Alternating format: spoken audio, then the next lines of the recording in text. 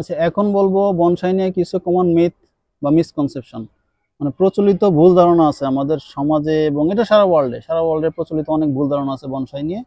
তার মধ্যে 5টা 6টা আছে যেটা আমাদের জানা জরুরি, যেটা আসলে ভুল, যেটা সঠিক না।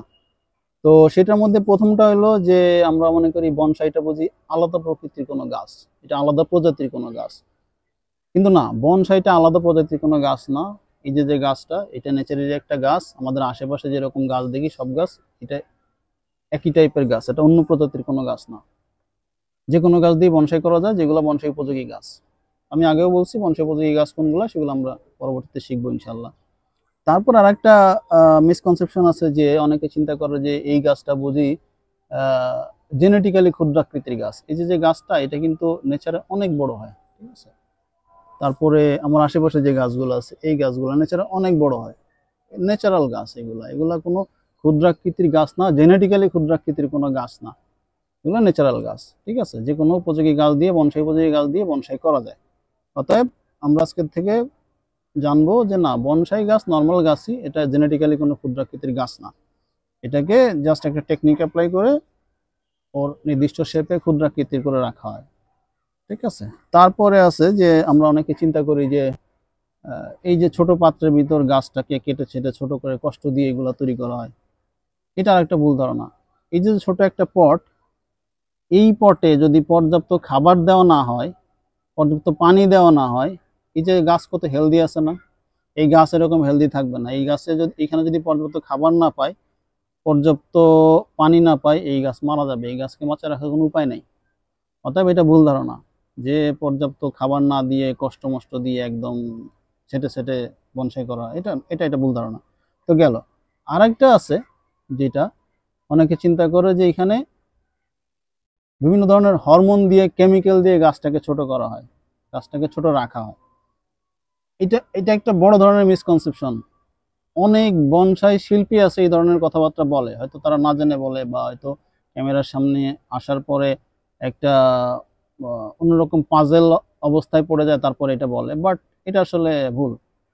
বনসাই বা গাছের গ্রোথ কন্ট্রোল করার জন্য, গাছের গ্রোথ রোধ করার জন্য কোনো ওষুধ বা কেমিক্যাল বা হরমোন নাই, এটা সম্ভব না।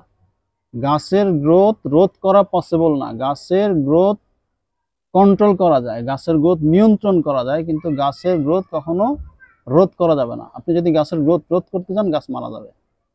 গাছের গ্রোথ নিয়ন্ত্রণ করতে হয়। নিয়ন্ত্রণ কিরকম?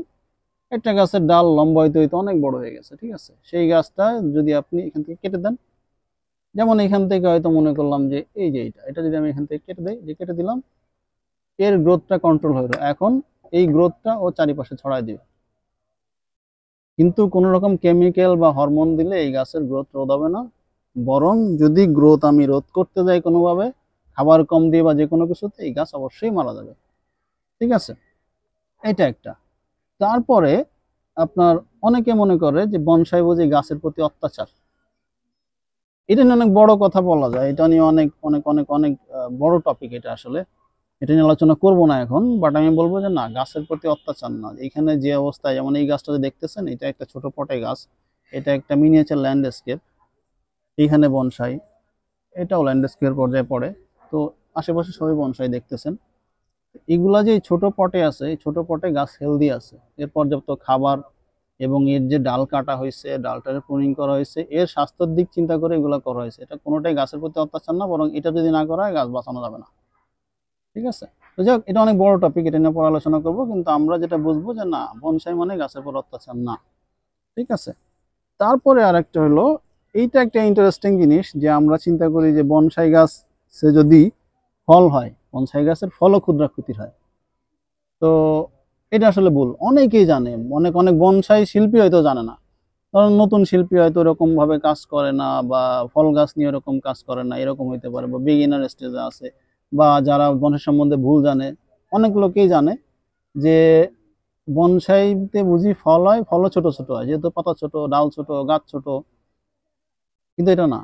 এটা যদি কদবেল গাছ হয়, এবং এটা যদি কদবেল গাছের বনসাই হয়, এখানে যদি ফল হয়, ফলও এত বড় সাইজের হবে, ঠিক আছে। যদি এত বড় সাইজের ফল না হয়, তাহলে বুঝতে হবে এটা বনসাই হয় না, এটা অন্য কিছু হয়েছে, ঠিক আছে। তো অবশ্যই বনসাই যদি সেটা ফলের বনসাই হয়, হেলদি বনসাই, সেটাতে পরিপূর্ণ সাইজেরই ফলই হবে, ক্ষুদ্রাকৃতির ফল হবে না। আমরা যদি নেটে সার্চ দেই, গুগলে যদি সার্চ দেই, দেখবো যে এখানে আপেলের বনসাই পাবো আমরা, কমলা লেবুর বনসাই পাবো, আরো অনেক ধরনের বনসাই পাবো। দেখবেন যে সব বড় বড় বড় বড় ছোট ছোট গাছে বড় বড় বড় বড় আপেল, বড় বড় কমলা। ছোট হওয়ার কোনো চান্স নাই। ছোট যখনই হবে তখনই বুঝতে হবে এই গাছে প্রবলেম আছে, গাছটা আসলে পরিপূর্ণ বনসাই হয় নাই। ওইটা আসলে ওই যে আমরা যেরকম চিন্তা করি, যেরকম মিসকনসেপশন, এটা মিসকনসেপশনের দিকেই গেছে, ঠিক আছে। যাই হোক, ওইটা অন্য টপিক।